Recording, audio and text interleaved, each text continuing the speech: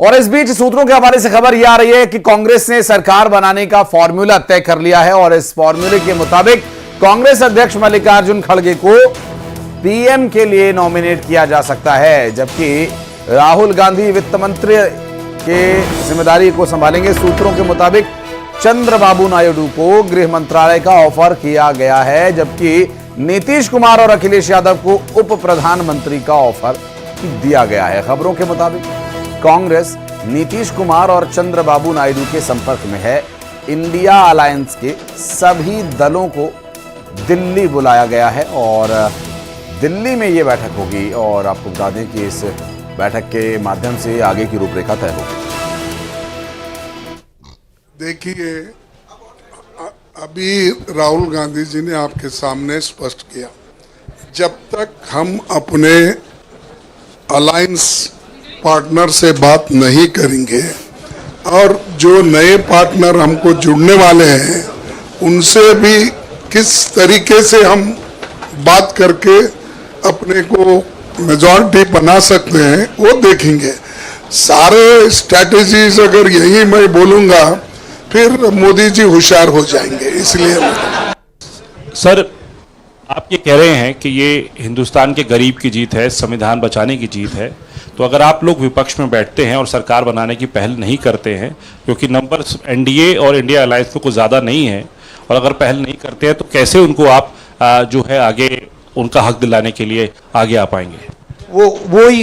वही सवाल आप मतलब दूसरे तरीके से पूछ रहे हो। कल डिसाइड होगा, इंडिया गठबंधन की मीटिंग है, कल हमारा अलायंस डिसाइड करेगा। बड़ी फाइन लाइन है, तो जो इंडिया गठबंधन डिसाइड करेगा उस पर हम एक्शन लेंगे। और पीएम मोदी ने कहा कि एनडीए लगातार तीसरी बार सरकार बनाने जा रहा है और ये दुनिया की सबसे बड़े लोकतंत्र की जीत है और देश ने बीजेपी और एनडीए पर भरोसा जताया है और यहां इस भरोसे का ये परिणाम है कि एक बार फिर से वो बहुमत का आंकड़ा पार करने में एनडीए के घटक दलों का ये नंबर 292 तक पहुंचा है और अकेले बीजेपी 240 सीटें लेकर आई है। देश ने बीजेपी और एनडीए पर भरोसा जताया, प्रधानमंत्री नरेंद्र मोदी ने अपने बयान में कहा, और इस भरोसे पर खरा उतरने का प्रयास इस नई सरकार को करना होगा। अगर ये सरकार में आकर दुनिया के सबसे बड़े लोकतंत्र की जीत के बाद काम शुरू होगा।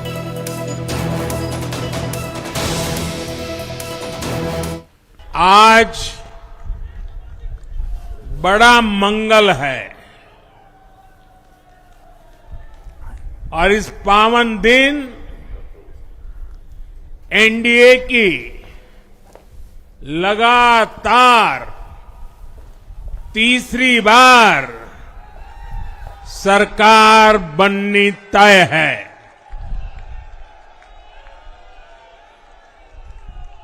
हम सभी जनता जनार्दन के बहुत आभारी हैं।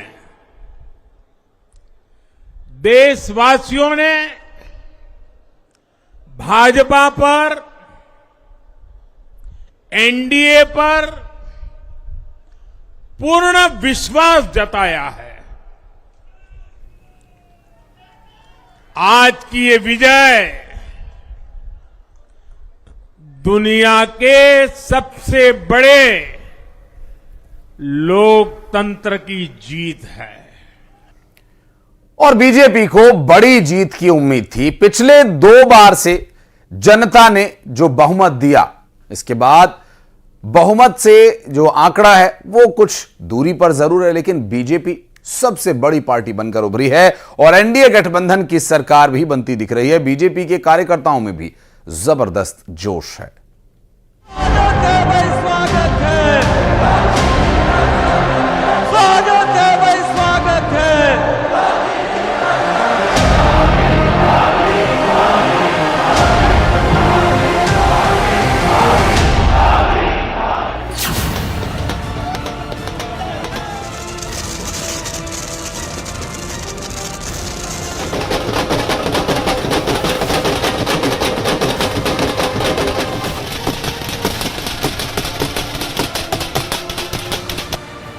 बीजेपी 400 पार सीट का लक्ष्य मानकर इस चुनाव में लड़ी थी। हालांकि इतनी सीटें तो मिलती नहीं दिखी, लेकिन बीजेपी ने लगातार तीसरी बार लोकसभा चुनाव में दमदार प्रदर्शन किया। उत्तर से लेकर दक्षिण तक उसके कार्यकर्ता बेहद उत्साहित थे।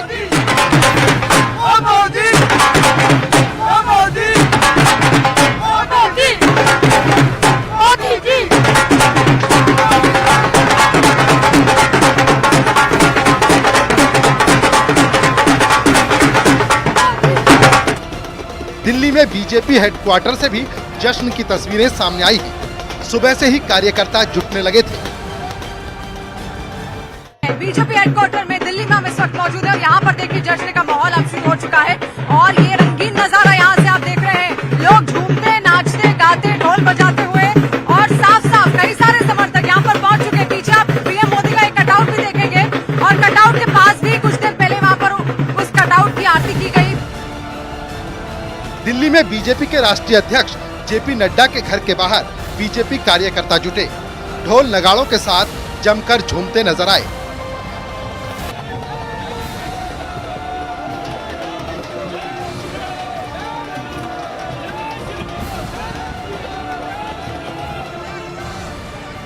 दिल्ली लोकसभा चुनाव की बात करें तो यहां जनता ने पीएम मोदी पर फिर भरोसा जताया। एक काउंटिंग सेंटर के बाहर बीजेपी कार्यकर्ता हर्षित दिखे। एक कार्यकर्ता ने तो अपने बाल भी मुंडवा डाले।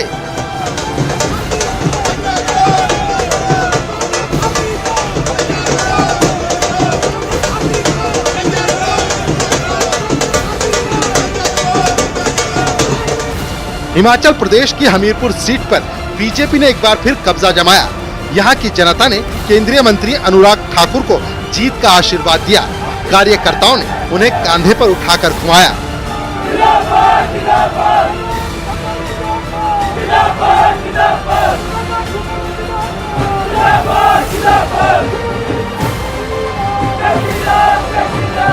मैं आभारी हूँ हमीरपुर संसदीय क्षेत्र की जनता का, जिन्होंने 5वीं बार रिकॉर्ड मतों से फिर विजयी कराया है। मेरे अगले 5 वर्ष भी समर्पित होंगे हिमाचल हमीरपुर संसदीय क्षेत्र के लिए, गरीब कल्याण के लिए, यहाँ के विकास के लिए।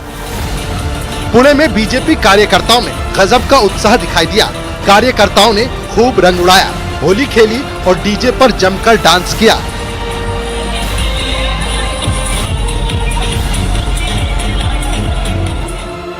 हिमाचल प्रदेश की मंडी सीट से बीजेपी ने पहली बार एक्ट्रेस कंगना रानौत को उम्मीदवार बनाया। अपने पहले ही चुनाव में कंगना जीती।